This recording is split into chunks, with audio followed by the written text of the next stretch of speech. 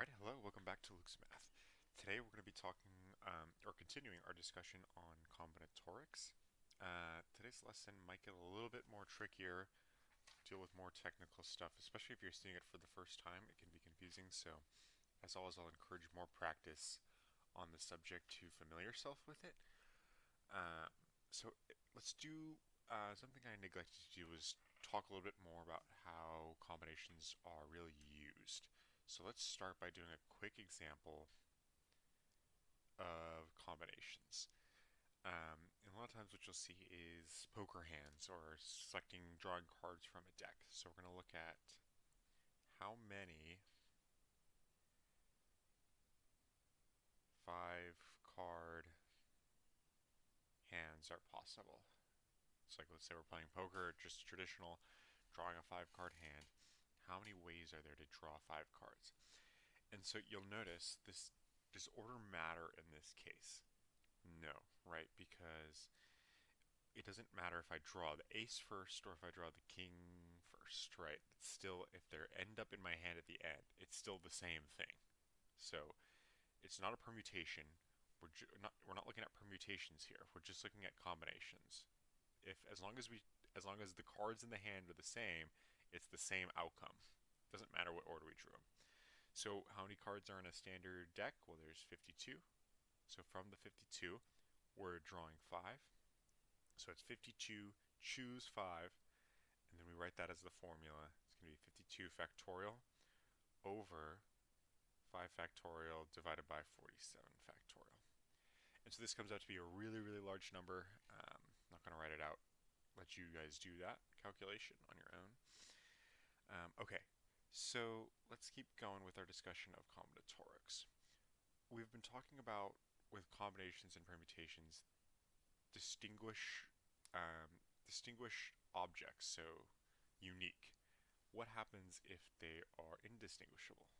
So they're identical.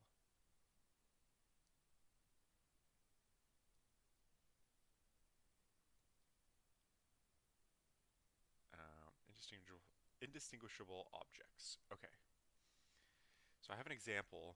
It's more of like a stay with me though, kind of. I'm gonna kind of walk through it, and we'll see where some of the results that we'll be talking about are motivated from. So yeah, this is a stay with me.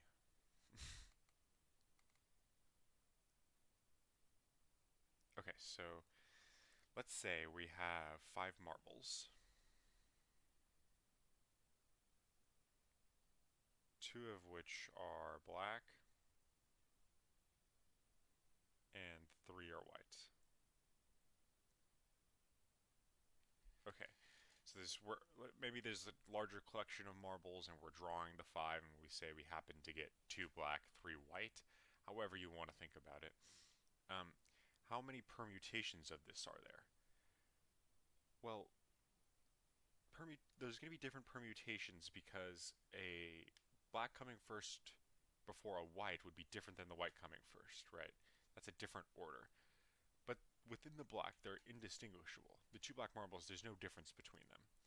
So we can come up with some permutations. There'll be black, white, black, white, white, black, black, white, white, white. So different orderings that we have. These are the permutations. So those are some examples, but how many are there? How many ways are there to reorder it? How many permutations do we have? Um, so let's see. I guess many ways to do this, right?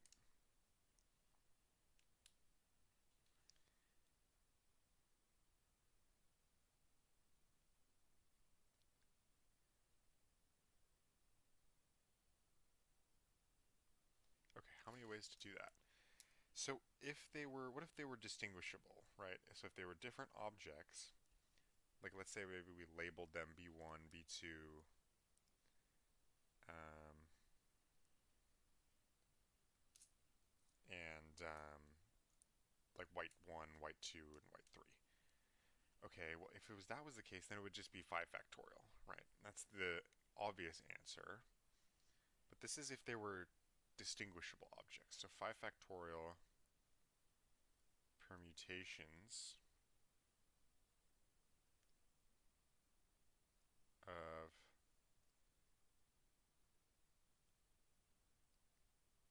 distinguishable objects. However, like we said, this counts them as different things. So it would count B1, B2, then white 1, white W2,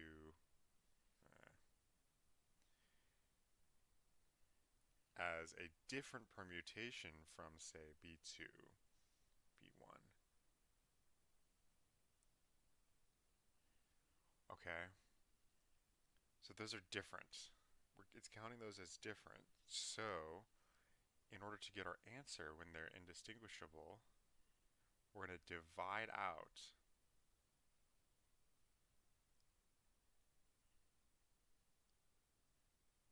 permutations that we don't want to count.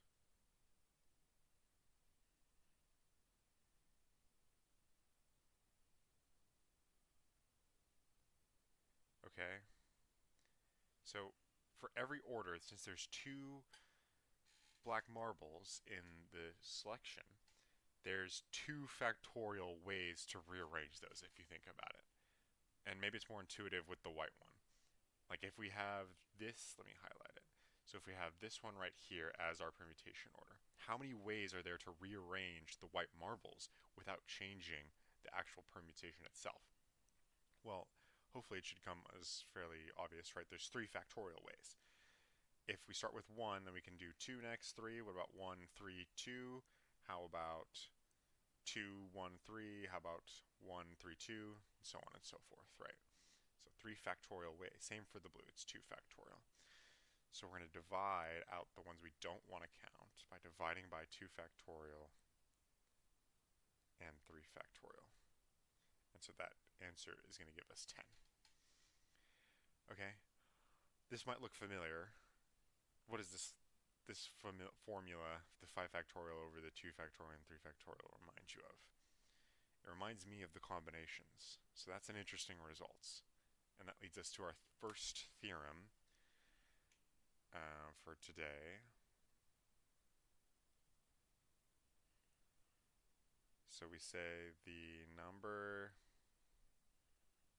of distinguishable permutations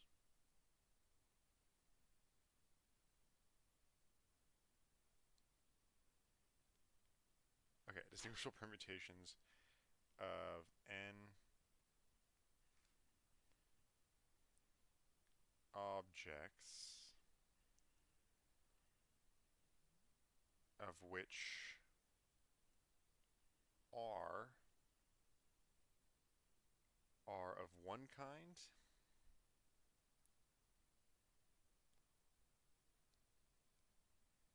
and n minus R, so the remainder of them are another kind.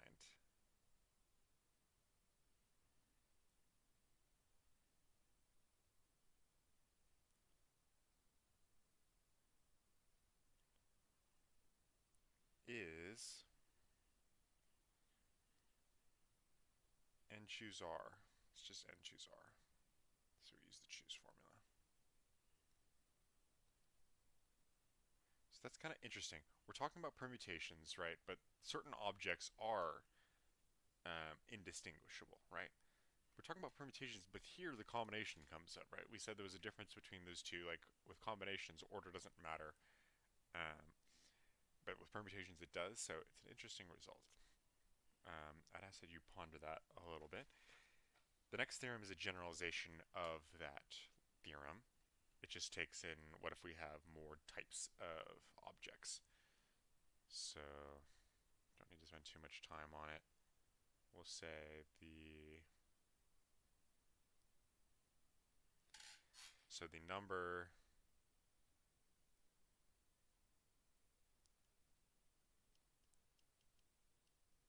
of permutations of n objects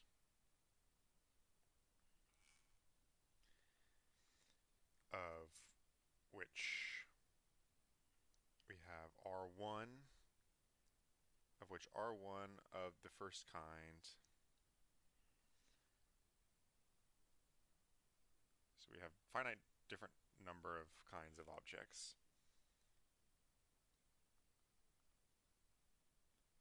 R2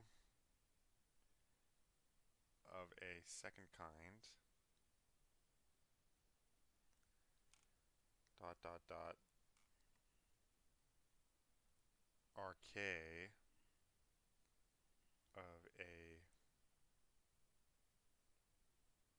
kth kind is, and it's the same result where we divide out the permutations that we don't want.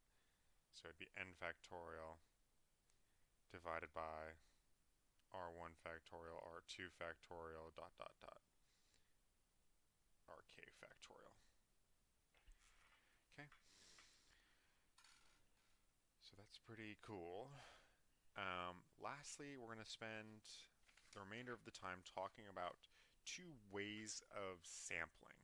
And these are pretty common problems you'll see in probability. We either sample without replacement or with replacement. So if we're drawing cards from the deck, you put them back in the deck or you don't. First one we're going to look at is without replacement.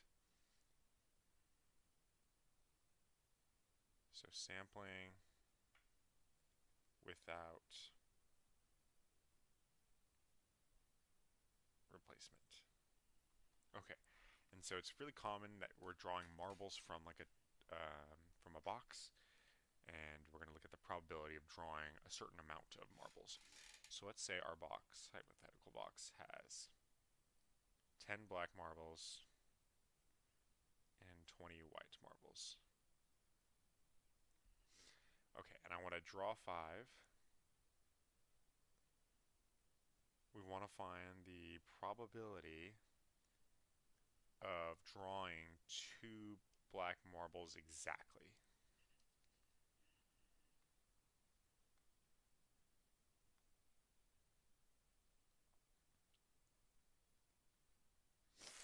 Okay, so we're going to use combinations here. First, when we're talking about probability, right, when all the outcomes are equally likely, we take the number of outcomes where our event succeeds and divide it by the total number of outcomes within the sample space. So maybe that's a good place to start, is to figure out how many ways are there to draw 5 marbles? How many total outcomes do we have?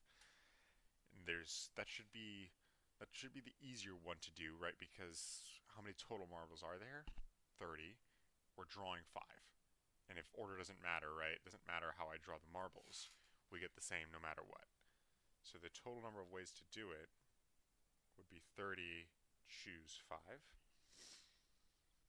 Okay, so now how many ways are there to draw 2 black marbles exactly? Well, there are 10 in the box for us to choose from, and we want to select 2. Order doesn't matter in which they're drawn. The only problem is there are different ways in which we can select white marbles as well, right? How many white marbles do we need? From the 20 white marbles, we need 3, okay? And a good way with these probability problems, if you want to check, is look to see if the top rows sum up to the top row on the bottom, and the bottom row sums up to the bottom row. So we have 10 plus 20 equals 30, and then 2 plus 3 equals 5. And so that's a good way to check. Sometimes it's not always going to be the case, or sometimes they might be missing something that's just equal to 1. Like there might be like a 4 over 4, choose 4 missing, and that just comes out to be 1. So it's not the most relevant to include, but that helps me checking. And we'll talk more about these sort of ways to do probability later. It comes up with the hypergeometric distribution. So that's why I'm not spending too much time with it right now. Okay, but now what about if we were sampling with replacements?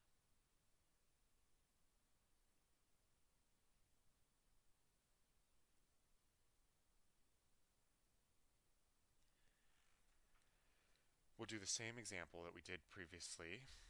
The only difference now, if we're sampling with replacement, it means I'm putting the marbles back, right? So what does that tell us? It tells us they're independent events.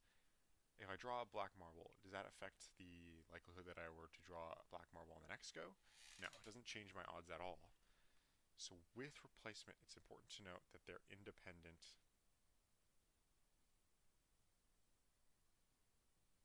events, meaning that the probability is just going to be the product of all individual things. So for here, what do I need to have happen?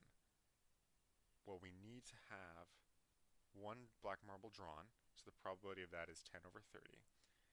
I need two, actually, so we're going to multiply in another 10 over 30. It needs to happen twice. And then I can't have any more black marbles drawn, so the rest need to be white. So 20 over 30 for a white probability.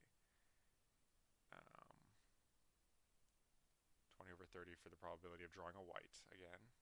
So 3 times.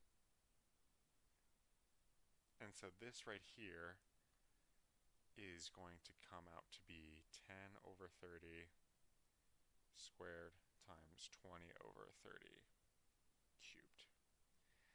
However, this is a problem. This isn't our final answer. Some of you guys might have spotted this, but